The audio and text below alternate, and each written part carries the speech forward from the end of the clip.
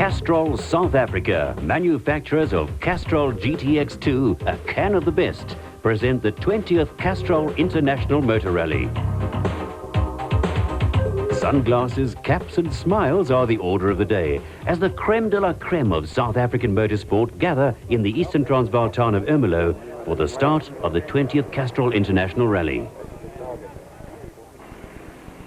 While most relax and enjoy the mild weather, the Volkswagen camp anxiously stare in the direction of Port Elizabeth, their brand new Golf Synchro in danger of not making the critical cut-off time. Johan Everter and Steve Harding eventually drive the car into the park firm with just 60 seconds to spare. The immaculately turned out Golf is totally untested and has only rarely been driven onto its trailer.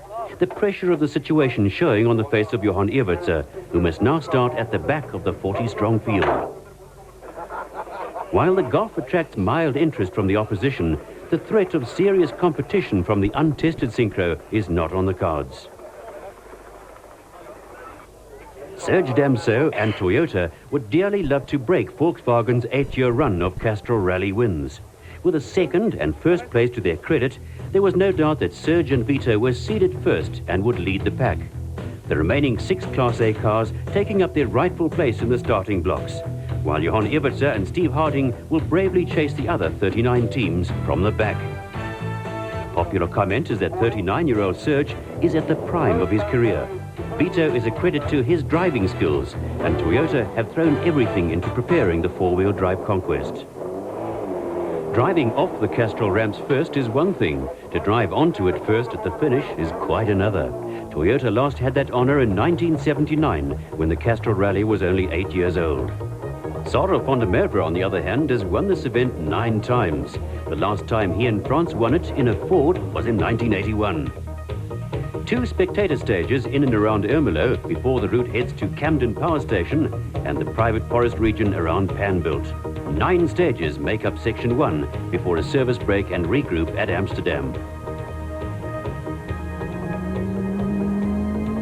Most rally drivers would agree that the first few stages of any rally are the stages to respect.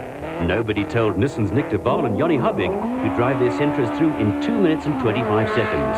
Hannes Grobler and Sarah van der Merwe are 1 second slower.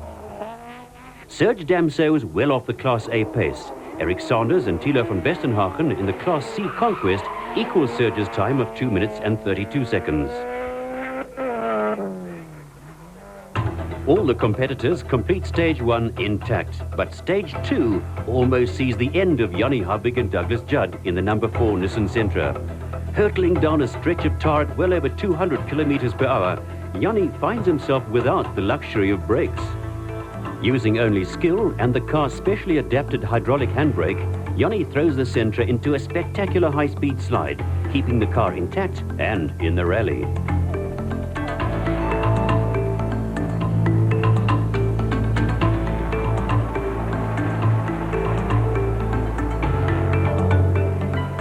We had a small problem where we had an oil leak from the power steering pump, which sprayed oil all over the front brake disc. And on a long straight where we were doing about 200 kilometers an hour, we only had rear brakes at the end of it. So we had quite a close fall there, but we managed to survive it and get to the end of the stage. Not so lucky was Toyota's Glenn Gibbons and Peter Cuffley. Their Conquest crippled badly on the same bend by a concrete culvert.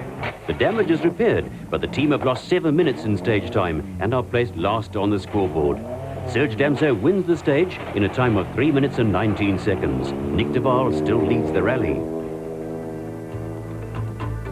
With the Camden Power Station in cotton wool, the village has become a ghost town. We see 5th place Serge Damso and Vito Bonafide under starters' orders on the 6-kilometer stage.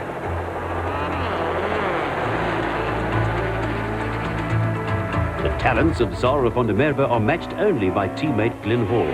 The Sasol Ford Lasers blazing through the stage in 4 minutes and 22 seconds, giving Sarl and France the overall lead.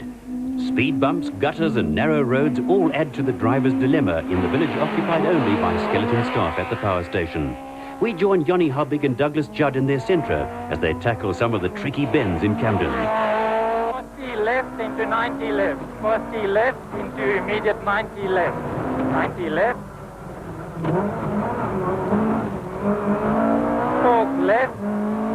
50, fork left.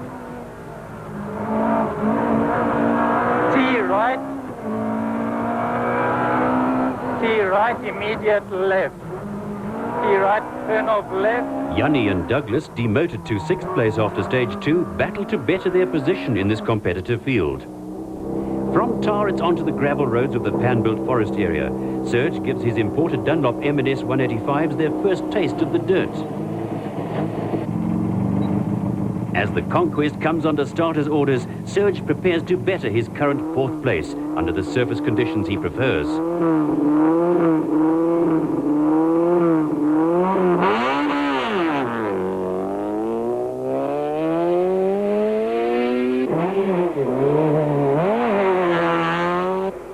Sorel and France have a wealth of experience in this sport and are noted for their ability to pace themselves over this 3-day event. Despite the threat of some very real competition and his vision blurred by a nagging migraine headache, Sorel literally sets the pace.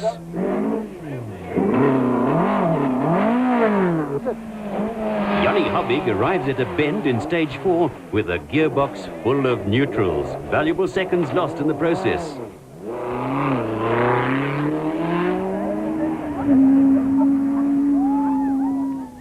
The pan-built area offers some spectacular rally stages, the local foresters having prepared the roads to perfection and the drivers rising to the occasion.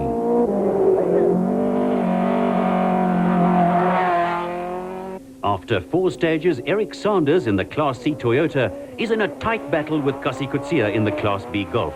Kasi ahead by only 4 seconds. Young Enzo Kuhn driving hard to keep teammate Sanders in his sights. We find Sergeant Vito in stage 6, now leading the rally after winning stages 4 and 5. 2 seconds behind are Sorel and France. Being first into the stages has its advantages for the dust, but recent rains have left mud holes like this, and Serge is the first to find it at full speed. Waterlogged, the Conquest refuses to start, and the seconds tick away.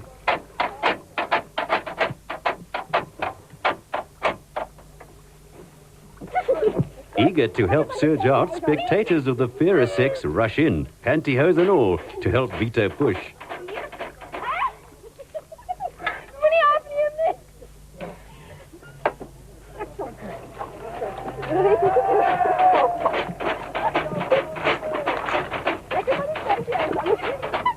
With the Conquest out of the way, second on the road Sorel van der Merwe retakes the lead in spectacular fashion.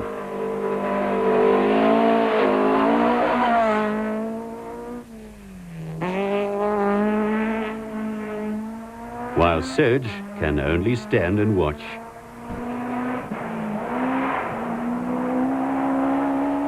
Placed third and leading the Nissan attack, Nick de Waal is instantly promoted as Serge and Vito desperately work on the Conquest.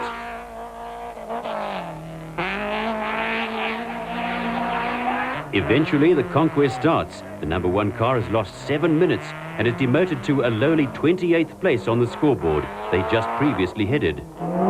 In front of mobile grandstands specially placed for the spectators, the competitors treat the large crowds to some spectacular driving skills. Serge Damso is caught trying too hard. The effort of chasing a 7-minute deficit is starting to take its toll. As the sun sinks in the late afternoon, so too does the luck of the Sasol Ford team. Both Glenn and Sorel break 2 drive shafts in as many stages. In an effort to keep Sorel competitive, Glenn is pushed down to 13th place. After 9 stages, Hannes Groble and Piet Swanepoel take the lead, 8 seconds ahead of teammates Hubig and Judd, with Sorel and France hanging on to 3rd spot. The all-Toyota Class C battle between Eric Sanders and Enzo Kuhn has 9 seconds separating these teams. 12 night stages lie ahead of the crews as the rally moves across the border into Swaziland. First on the scoreboard and now first on the road are Groble and Swanepoel. After stage 11, they lose the lead briefly to teammates de Waal and Hodgson before retaking it 1 stage later. Groble loses the lead to de Waal on stage 16, who in turn loses it to van der Merwe 1 stage later. Enjoying the forest stages at night, Serge Damso has blasted his way up the scoreboard and is now only 2.5 minutes behind the leader after 18 stages, Sarah van der Merwe. If you can call a 10-second lead a lead, yes, I'm back in the lead, but it's only a third of the rally. It's a long way to go. We've had quite a few problems, and I had a migraine attack as well halfway through the rally, so under the circumstances, I'm quite happy, yes. Stage 10 ended the Hubig and Judd effort, suspension failure sidelining their centre. Johan Evertser and Steve Harding battled through the night, the Golf almost being totally rebuilt stage by stage. They currently lie in 19th spot and seem almost reluctant to continue against their odds. With dawn just hours away, the route swings north again and back into the Lesotho forest region. 9 long, tiring stages lie ahead of the crews before the 8-hour rest and regroup. In the first light of dawn, we find the Sarah van der Merwe Ford retired with fuel starvation problems. On stage 20, Hannes Grobler and Piet Swanepoel once again lead the Castrol Rally.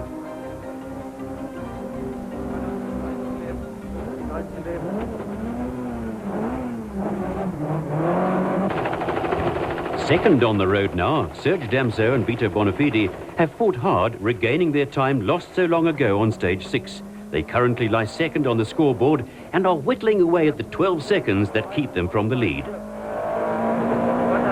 off right followed by drift. Off right followed, shipping is drift.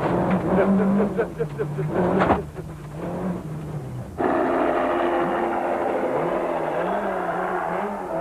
Wisely, they take this water drift slowly, keeping the electrics dry. On special stage 21, they retake the lead from Grobler. De Waal and Hodgson hang on to third place. Driving like a man possessed, Eric Sanders leads the Class B Golf of Cassie Coetzee and Wiley Harrington by over 3 minutes. In 6th place, and currently on the same minute as the Golf, are Glenn Hall and Martin Botha in the remaining Sasol Ford Laser.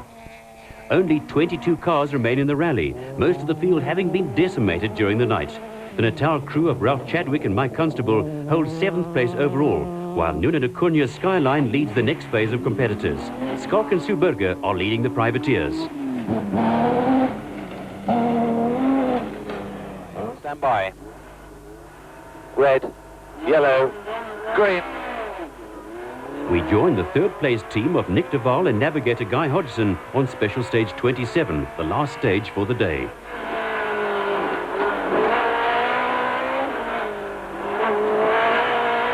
120 left. 200, turn off, 90 left. 100, crossroads left, sharp left. 120 left. 120 left.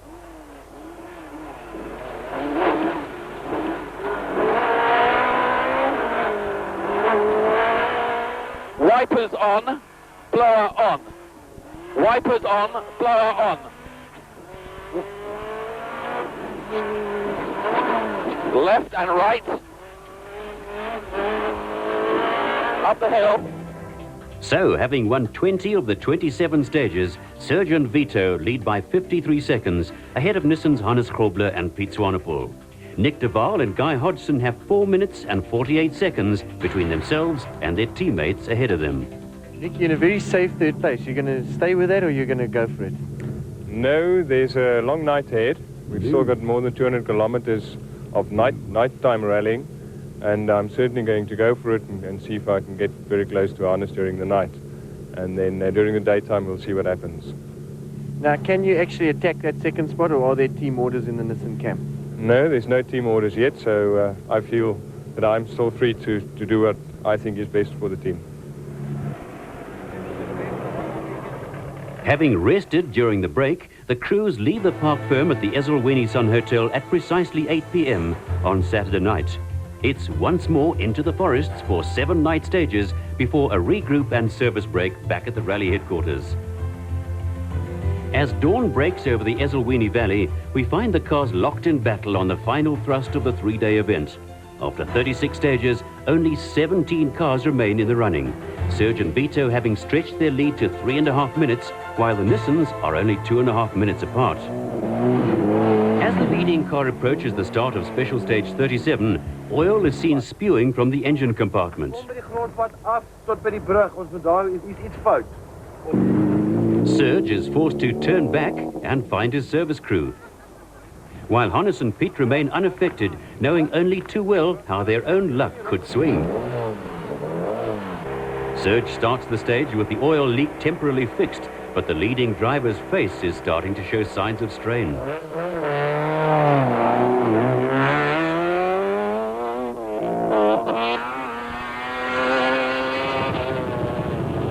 To add to his problems, the Conquest clutch is starting to slip, making the gear selection in the 6-speed gearbox increasingly difficult.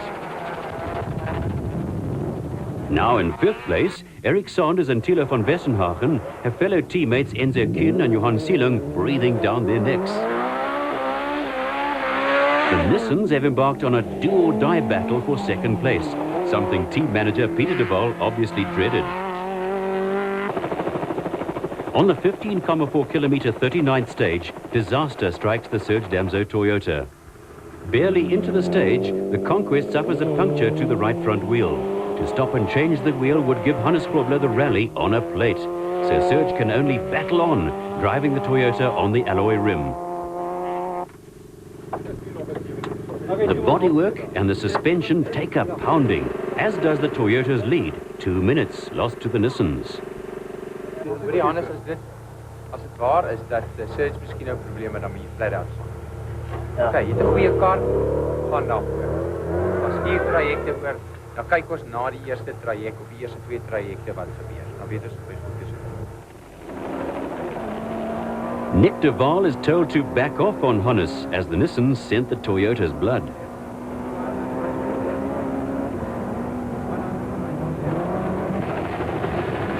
Behind the Class A battle, the fight for Class C honours rages on. Team orders are ignored as Enzo Kuhn and Johan Sielung refuse to back off the pace in the closing stages. Only 1 minute separates the two cars. 2 stages later, Serge Damso and Vito Bonafide are only kilometres away from victory as we join them in the privacy of the little Toyota Conquest. For this talented pair, this is a moment to savour, having fought back from 28th place, survived punctures, a broken suspension, a cracked sump and endless fatigue. They now drive the closing kilometres of the 20th Castrol International Rally.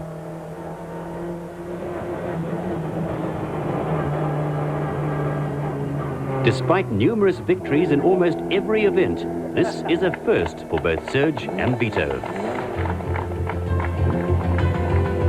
This crew have won 27 of the 43 stages. Hannes Grobler and Piet Swanepoel have headed the Nissan attack, making Serge work so much harder for his victory.